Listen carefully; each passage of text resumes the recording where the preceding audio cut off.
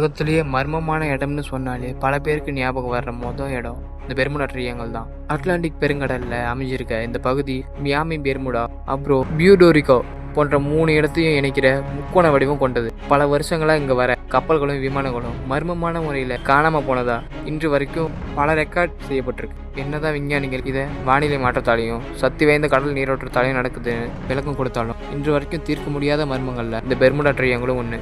Bermuda triangle ஒரு மர்மமா இல்ல கட்டுக்கதையா? உங்க கருத்தை கமெண்ட்ல சொல்லுங்க. மரியானா ட்ரென்ச் பூமியில் உள்ள ரொம்ப ஆழமான இடம் எதுன்னு தெரியுமா?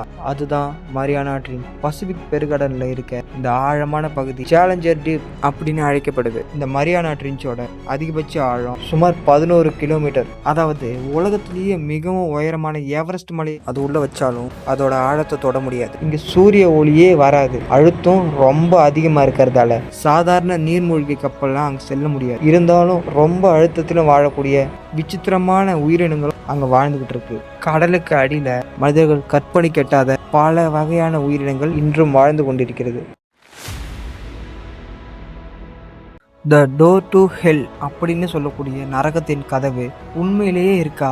நம்ம வாழ்ற இந்த உலகத்துல 50 வருஷத்துக்கு மேலா தொடர்ந்து எரிஞ்சுக்கிட்டே இருக்க ஒரு பள்ளத்தாக்கு இருக்கு.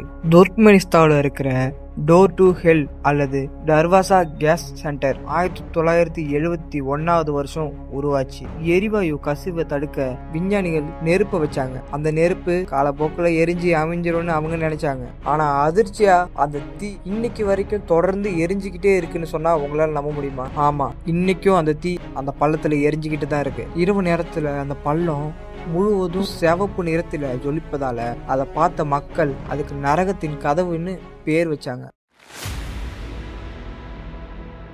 சோகோத்ரா ஐஸ்லாண்ட் இது பூமியா இல்லை வேற்று கிரகமா? இந்த இடத்த பார்த்தா பூமியில தான் இருக்கான்னு நம்பவே முடியாது. யோமன் நாட்டுக்கு பக்கத்துல உள்ள சோகோத்ரா தீவு உலகத்தின் மிகவும் வித்தியாசமான இடத்துல ஒன்னா கருதப்படுது. இங்கு வளர்ற டிராகன் பிளட் ட்ரீ அப்படின்ற மரம் தலைகீழா வச்ச கொடை மாதிரி வளரும். அதோட பட்டையை வெட்டினா சிவப்பு நிற சாறு வெளியேறும். அதனால இதற்கு டிராகனின் ரத்த மரம் என்று பெயர் வந்துச்சு. இந்த பூமியில வேற எங்கும் இல்லாத உயிரினங்களும் தாவரங்களும் இந்த தீவுல இருக்கும். அதனாலதான் இந்த தீவை பூமியோக வேற்று கிரக தீவுன்னு சொல்றாங்க. இப்படிப்பட்ட தீவுக்கு நீங்க போக விரும்புவீங்களா? கமெண்ட்ல சொல்லுங்க.